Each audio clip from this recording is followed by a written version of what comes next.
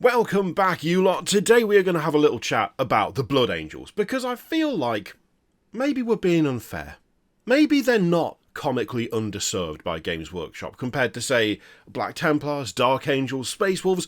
Maybe what we need to do is go back, check them out, check out what they have in terms of their unique features and their newest sculpts, and compare and contrast and work out whether or not it is in fact the case that the ball was somewhat dropped, because it could just be that time has meant we're not being as favourable to them as perhaps we should. So that is what we're going to do today. Okay, look, spoiler alert, in just setting up the stuff to look at for this video, I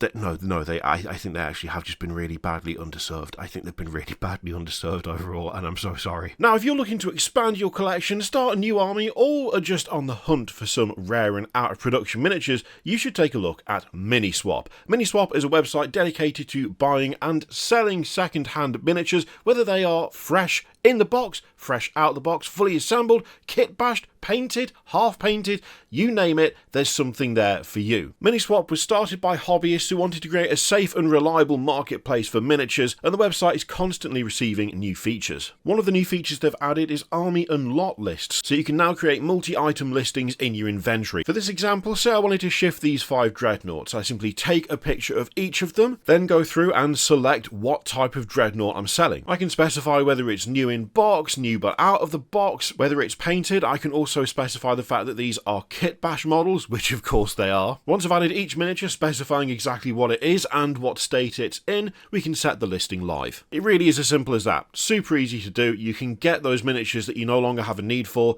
up on Miniswap and start making some money off your pile of potential. Now, if you use my link, which you can find in the description and pinned comment down below, to sign up to Miniswap, you will find that they are currently running their big Cyborg Week celebration all the way through to December 1st for Black Friday and Cyber Monday. The promotion is 0% fees and free shipping on all orders on Miniswap from now until the 1st of December. Thank you very much to Miniswap for sponsoring the video. Now let's get back to it. I have to admit, something that I'd completely forgotten when I was setting all of this stuff up is the fact that there is a very notable absence when it comes to the Blood Angels. So this is their store page, and as I was going through to open up a few different tabs of a few different lads, I totally forgot that there's no Death Company squad. I always forget that there's no Death Company squad. I'm always like, oh, yeah, where is that? Where do they put it? It's got to be here somewhere, because obviously Death Company being a huge part of the Blood Angels, it would be daft for them to not have their own actual dedicated box with unique parts in it that separates them out. It would be silly to do that. But obviously there aren't any. There is no box for the Death Company, and that by far is, I think, one of the biggest fumbles that Games Workshop made. Like, before we even get into what they have sculpted, the fact that the Death Company, of all things, just nothing. Yeah, you can use some parts in the, the extras box, the Primaris upgrade kit or whatever. That's not the same thing.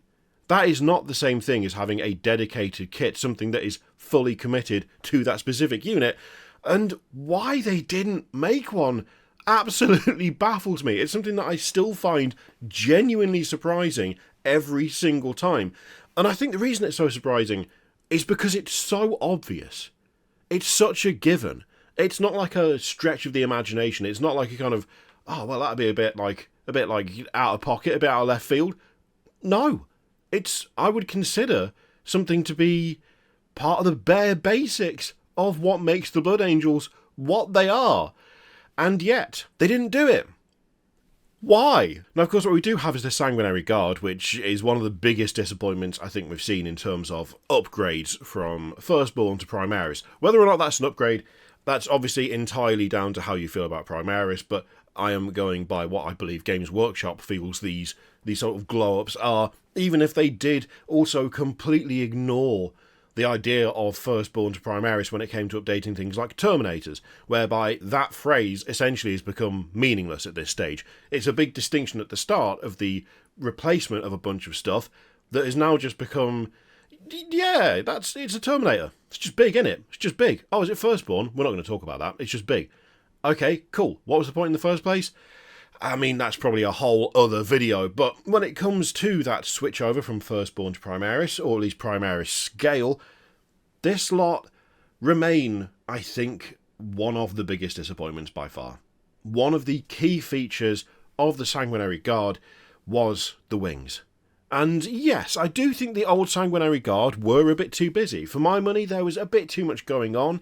The fact that they were of that sort of older, more squat stature, it made them look incredibly overwrought in many places, and it crammed a whole lot of stuff into a relatively small package. Whereas these, the scaling is better, so they actually could have got away with making them a bit more decorative. They could have put a bit more detail in. They could have put a bit more... what's the phrase I'm looking for? Just a bit more like gilding, almost. Some more filigree, just a few more knickknacks here and there, decorations.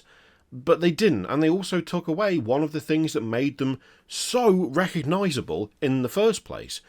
And those designs, the wing designs from the old Sanguinary Guard, were fantastic, and all they really need to do was scale them up, and they just didn't.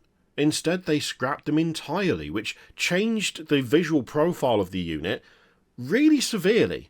I mean, yeah, they've got some, like little wingy flaps going on the jump packs, and that's something, but it's not a replacement, and it's not as obvious, it's not as clear.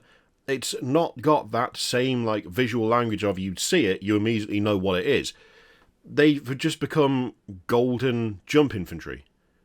I mean, that's not as cool. It's not as unique, it's not as interesting, but that's the route they went, and it's such an insane decision when, for things like Astorath, they gave him the big wings, and updated those wings, and the wings look decent. So why is the double standard being applied so that, you know, with some of them where you've got superfluous decoration in the form of these big wings, why do some of those get that, but then others, they're like, nah, they don't need them.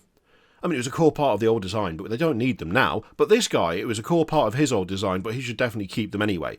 Like, there's no internal logic, and I think that is where a lot of the struggle comes from in working out why they did what they did in the way that they did for the whole Blood Angels refresh, such as it was, compared to other armies. There's a very odd, like, disparity when it comes to Astorath keeping that visual language, and the Sanguinor keeping that visual language, and then the other unit that's extremely noted for it simply not getting it. Mad choices, and I don't understand them at all. I mean, hell, Mephisto, they basically just made him again. And yet, we got that for the Sanguinary Guard.